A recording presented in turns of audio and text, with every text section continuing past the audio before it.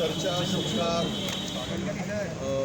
आणि पूर्ण निवडणुकीवर सुद्धा चर्चा करण्यासाठी आजची बैठक आयोजित केलेली आहे. मुळात आज नेता निवडीचा निर्णय आज मला वाटतं की शक्यता नाही आणि हायकमांडमधून कोणी आज चंडीताला साहेब आज येणार होते पण ते पण आले नाही आणि पुढच्या आठवड्यामध्ये या संदर्भातला निर्णय होईल. आज चर्चा काय होते मलाही माहीत नाही चर्चेचा, पण आपण सगळे आमदार एकत्र नवनियुक्त आमदार एकत्र बोलवण्याचा निर्णय प्रदेशने घेतला. त्यामुळे सर्व आमदार आता उपस्थित आहेत. आज चर्चेमध्ये काय होतं मला माहीत नाही. अंबादास दानवे म्हणत आहे की सोमळावर लढाईचं आमची अनेकांची इच्छा होती. नाही आता महाराष्ट्रातील एकूण राजकीय परिस्थिती, आता निर्माण झालेली परिस्थिती, जे आलेले निकाल, या सगळ्यांचं विश्लेषण आता आम्ही करू, याचा आम्ही मंथनही करू आणि यानंतर आम्ही खरं तर आघाडीमध्ये नुकसान झाला, फायदा झाला, ही पण त्यांची इच्छा आहे, तशी आमची पण इच्छा होती. त्यामुळं हा इच्छेवरचा विषय नाही. आम्ही आघाडी म्हणून लढलो आणि आघाडी म्हणून लढल्यानंतर निकालानंतर त्यांनी काय करायचं आहे तो त्यांचा निर्णय आहे. त्यांची काय भूमिका आहे ते मांडलेत, आमची काय भूमिका आहे आमचे प्रदेशाध्यक्ष मांडतील, आम्ही पण मांडू. पण त्याला थोडासा एवढ्या घाईने आम्ही काय आमची भूमिका जाहीर करणार नाही. वरिष्ठ पातळीवर आमच्या हायकमांडशी चर्चा करू. हायकमांडशी चर्चा झाल्यानंतर या संदर्भात काय भूमिका घ्यायची, आम्ही ही बाजू राज्यातील या सगळ्या राजकीय परिस्थिती संदर्भात चर्चा झाल्यानंतरच आम्ही तो निर्णय घेऊ. काही नेत्यांची अशी इच्छा होती का आपण पण सोबत लढायचं म्हणून काँग्रेसने? नाही, आमच्या बघा अनेकांच्या पक्षामध्ये अनेक मतं असतात. त्यामधले काही लोकांचं मत होतं की आपण स्वतंत्र लढावं. त्यावेळेचं पण असं नाही की ते पार्टीचं मत असलं पाहिजे, वैयक्तिक मत अनेकांचे अनेक मत असतात. त्यामुळे ते वैयक्तिक मत आहेत असं मी म्हणतो.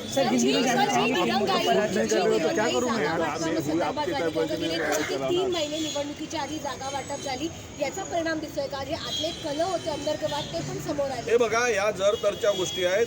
या मुळात हा निकाल जनतेचा आहे का, जनतेचा कौल आहे का, हा खरा प्रश्न पडतोय. अजूनही महाराष्ट्रातील जनता आपलं स्पष्टपणे म्हणजे मी तर हे म्हणेल की ते ओरडून सांगत आहे की आम्ही दिलेला कौल नाही. हा कोणाचा कौल आहे? हा ईव्हीएमचा कौल आहे का? हा एकमेकाच्या गळ्यात महायुतीनं हार घालण्यापेक्षा ईव्हीएमच्या गळ्यात हार घालून आपला आनंद मनवावा अशी चर्चा ईव्हीएम कोणा सांगतो? हे सगळी जी चर्चा आहे त्यावर जनतेची जी भूमिका आहे ती अजूनही जनतेला हे झालेला महायुतीचा विजय पचनी पडत नाही आहे.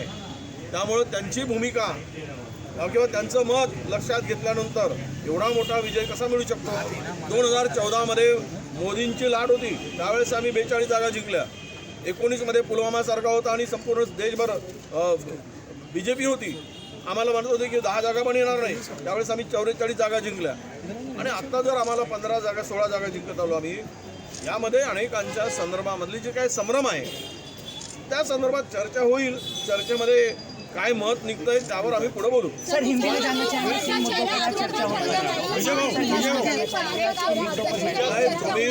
तुम्ही विचारताय नेतृत्वात बदलाचा संदर्भातला जो काही निर्णय आहे तो हायकमांडच्या संदर्भात आहे, ते मला विचारून काही उपयोग नाही.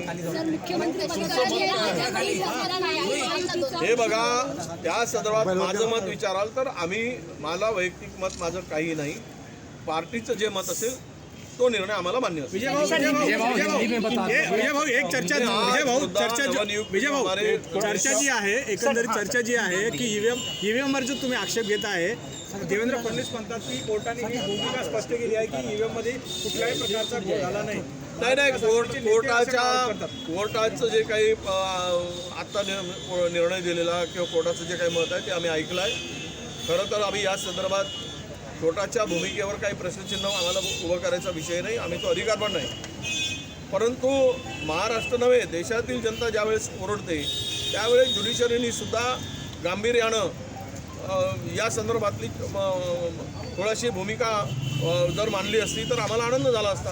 अर्थात निर्णय त्यांचा सर्वोच्च निर्णय आहे, त्यावर प्रतिक्रिया द्यायची आम्हाला आवश्यकता नहीं मुद्दों की नहीं नवनियुक्त हमारे नए चुनाव जीतकर आए MLA जो है उनको बुलाया गया है उनके साथ में चर्चा करने के लिए।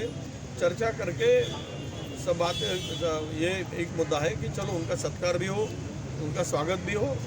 और दूसरी बात इम्पोर्टेंट है कि ये जो इलेक्शन हुआ है वो इलेक्शन में थोड़ा किस वजह से हमें इतना बड़ा नुकसान उठाना पड़ा, क्या बहुत बड़ा जो महाराष्ट्र में ये हमारे खिलाफ में केवल रिजल्ट आया है, उस बारे में भी हम लोग चर्चा करेंगे। और हार के बारे में मंथन तो करना है ना कि क्यों हुआ है, इसके बारे में आज की बैठक है। सर सत्ता पक्ष कह रहे हैं एलिगेशंस आप लोग लगा रहे हैं, हाँ ईवीएम के साथ कुछ हुआ है क्या? नहीं, देखो मैंने तो नहीं कह रहा हूँ, 79 असेंबली में वोट कम मिले ये मैं नहीं कह रहा हूँ। काउंटिंग के बाद में उसको मैच नहीं हो रहे और कुछ 34 या 32 या ऐसे कुछ का इसमें ज़्यादा वोट मिले, मतलब 100 के आसपास कॉन्स्टिट्यूंसी में वोटों का तालमेल ही नहीं है। फिर ये करेक्ट कार्यक्रम क्या हुआ है, करेक्ट कार्यक्रम किया गया या ये करेक्ट नहीं है, इस बारे में जो है वो लोगों की भावना है, वही हमारी भावना है। जनता जब चिल्ला के कह रही कि हमारे ये निकाल हमने मैंडेट दिया नहीं है, ये हमारा नहीं है, ऐसे लोग बोल रहे हैं, हर गांव से ये प्रतिक्रिया आ रही है। हाँ सर सत्ता पक्ष कह रहा है कि हार हजम नहीं हो रही इसलिए ईवीएम नहीं ठीक है, वो उनका तो वही कहना होगा ना, कुछ भी करके वो चुनाव जीतने के बाद में यही कहेंगे। अरे 2019 में भी भारतीय जनता पक्ष को 105 जगह मिली, 132 जगह कैसे मिलती है? सरकार के खिलाफ में बड़ा आक्रोश था, किसान परेशान था, महिलाएं परेशान थी, महंगाई ने मार सहन नहीं हो रहा था, कानून सुव्यवस्था की धज्जियां उड़ चुकी थी। कौन था? एमएसपी ने पैनल भी निर्माण, उनके स्टेटमेंट आपने फिर से पढ़ो, क्या बोला है पवार साहब ने। सर मुख्यमंत्री के चेहरे पर अभी तक निर्धारण नहीं हो पा रहा नहीं, वो उनका काम है, उसको उनका अधिकार है, हम लोग उसके बारे में कमेंट करने का अधिकार है। उनका स्वागत भी हो। और दूसरी बात इम्पोर्टेंट है कि ये जो इलेक्शन हुआ है वो इलेक्शन में थोड़ा किस वजह से हमें इतना बड़ा नुकसान उठाना पड़ा, क्या बहुत बड़ा जो महाराष्ट्र में ये हमारे खिलाफ में केवल रिजल्ट आया है, उस बारे में भी हम लोग चर्चा करेंगे। और हार के बारे में मंथन तो करना है ना कि क्यों हुआ है, इसके बारे में आज की बैठक है। सर सत्ता पक्ष कह रहे हैं एलिगेशंस आप लोग लगा रहे हैं, हाँ ईवीएम के साथ कुछ हुआ है क्या? नहीं, देखो मैंने तो नहीं कह रहा हूँ, 79 असेंबली में वोट कम मिले ये मैं नहीं कह रहा हूँ। काउंटिंग के बाद में उसको मैच नहीं हो रहे और कुछ 34 या 32 या ऐसे कुछ का इसमें ज़्यादा वोट मिले, मतलब 100 के आसपास कॉन्स्टिट्यूंसी में वोटों का तालमेल ही नहीं है। फिर ये करेक्ट कार्यक्रम क्या हुआ है, करेक्ट कार्यक्रम किया गया या ये करेक्ट नहीं है, इस बारे में जो है वो लोगों की भावना है, वही हमारी भावना है। जनता जब चिल्ला के कह रही कि हमारे ये निकाल हमने मैंडेट दिया नहीं है, ये हमारा नहीं है, ऐसे लोग बोल रहे हैं, हर गांव से ये प्रतिक्रिया आ रही है। हाँ सर सत्ता पक्ष कह रहा है कि हार हजम नहीं हो रही इसलिए ईवीएम नहीं ठीक है, वो उनका तो वही कहना होगा ना, कुछ भी करके वो चुनाव जीतने के बाद में यही कहेंगे। अरे 2019 में भी भारतीय जनता पक्ष को 105 जगह मिली, 132 जगह कैसे मिलती है? सरकार के खिलाफ में बड़ा आक्रोश था, किसान परेशान था, महिलाएं परेशान थी, महंगाई ने मार सहन नहीं हो रहा था, कानून सुव्यवस्था की धज्जियां उड़ चुकी थी।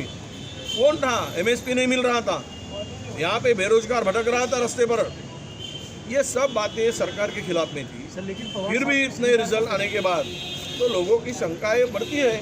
शरद पवार साहब इससे इनकार कर रहे कि ईवीएम पे